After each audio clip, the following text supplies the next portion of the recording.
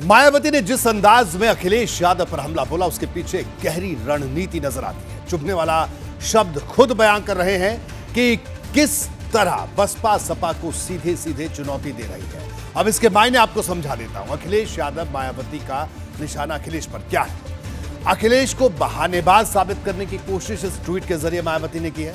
बसपा का सीधा सवाल, जहां हम मैदान में नहीं वहां सपा कैसे हारी? मायावती के साफ संकेत हैं, उपचुनाव में सपा नाकाम हुई तो बसपा इसे भुनाएगी। भाजपा को हराने में सपा को नाकाम साबित करना मकसद है। बसपा बार बार दोहरा रही है कि सपा भाजपा को हरा नहीं सकती। अब मैनपुरी लोकसभा और रामपुर विधानसभा उपचुनाव की चुनौती दी है।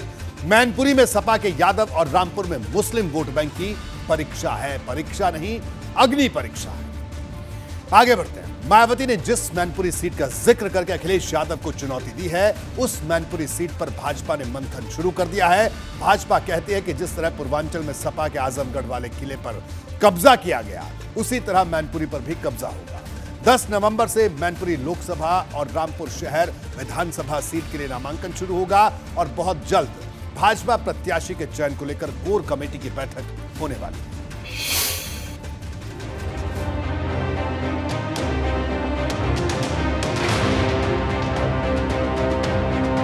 पहले आजमगढ़ और रामपुर की लोकसभा सीट, फिर गोला गोकर्णनाथ की विधानसभा सीट और अब बारी है मैनपुरी लोकसभा और रामपुर शहर विधानसभा सीट की। फिर एक बार यूपी चुनाव के पथ पर है और फिर एक बार भगवा ब्रिगेड पुराने जोश और अंदाज में सपा को पटखनी देने की तैयारी में जुट गई है। लेकिन इस बार की लड़ाई बहुत खास होने वाली है, क्योंकि उपचुनाव सपा के गढ़ मैनपुरी और आजम खान के गढ़ रामपुर शहर सीट पर है और इन दोनों ही सीटों पर कब्जा जमाने के लिए भाजपा ने रणनीति को धार देनी शुरू कर दी है। बहुत जल्द भाजपा कोर कमेटी की बैठक होने वाली है। इस बैठक में उम्मीदवारों पर मंथन किया जाएगा।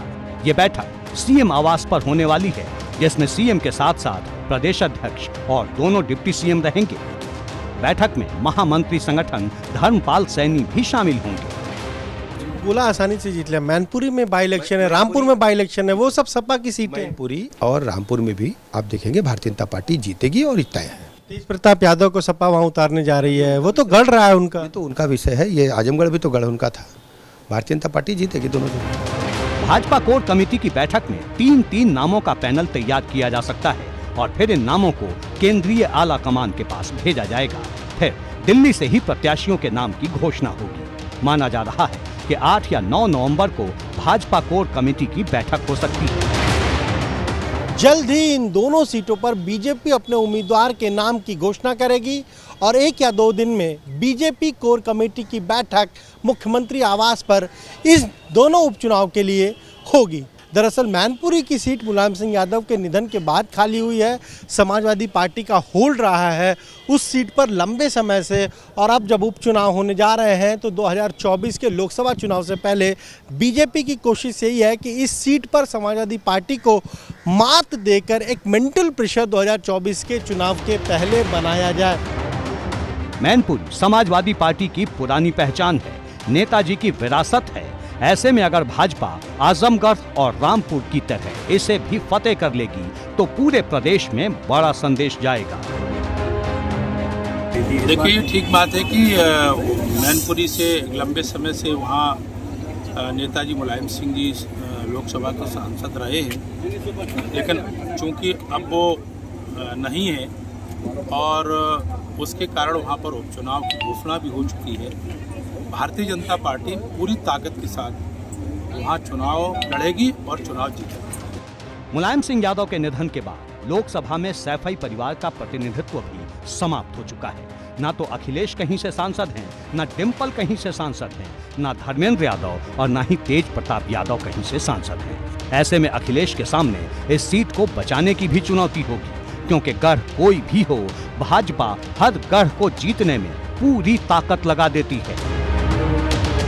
निश्चित रूप से हम लोग पूरी तैयारी के साथ विशेष रणनीति बनाकर अपने कार्यकर्ताओं की सक्रियता से, संपर्क से और सरकारों ने जो काम किए हैं, केंद्र की सरकार ने भी, राज्य सरकार ने भी, उन कामों को लेकर जनता के बीच में जाएंगे और मुझे विश्वास है कि जनता का आशीर्वाद हमें निश्चित रूप से रामपुर में भी मिलेगा और मैनपुरी में भी मिलेगा। निश्चित रूप से दोनों सीटें जीतने का काम होगा। मैनपुरी सीट सियासत का सबसे बड़ा अखाड़ा बनने वाली है, क्योंकि भाजपा भी इस सीट को लेकर बड़ी रणनीति तैयार करती दिखाई देती है। भाजपा की तरफ इस वक्त अपर्णा यादव है, जिनके सहारे मैनपुरी में बड़ा दांव खेला जा सकता है। हालांकि आखिरी फैसला पार्टी आला कमान को लेना है। जो कभी नहीं हुआ वो अब हो रहा है मोदी जी और योगी जी के इस शासनकाल में। और ये जो आपने बताया, मैं आपको याद दिला दूं, अभी रामपुर की लोकसभा उपचुनाव और आजमगढ़ का लोकसभा उपचुनाव वो भी कभी नहीं जीता गया था भारतीय जनता पार्टी द्वारा, मगर जनता ने इस बार जीत कमल का फूल वहाँ दोनों जगह खिलाया। और आगे भी आप देखिएगा, ये मैनपुरी हो और चाहे रामपुर का उपचुनाव हो विधानसभा का, वहाँ पर भी भारतीय जनता पार्टी की एक तरफा जीत। एक तरफ मैनपुरी लोकसभा सीट है तो दूसरी तरफ रामपुर शहर की विधानसभा सीट। एक सीट नेताजी की विरासत है तो दूसरी सीट आजम खान के दबदबे वाली। अब इन दोनों में से अगर भाजपा ने किसी भी एक सीट पर कब्जा जमा लिया तो ये सपा और आजम खान के लिए बड़ा झटका होगा। एबीपी गंगा के लिए ब्यूरो रिपोर्ट।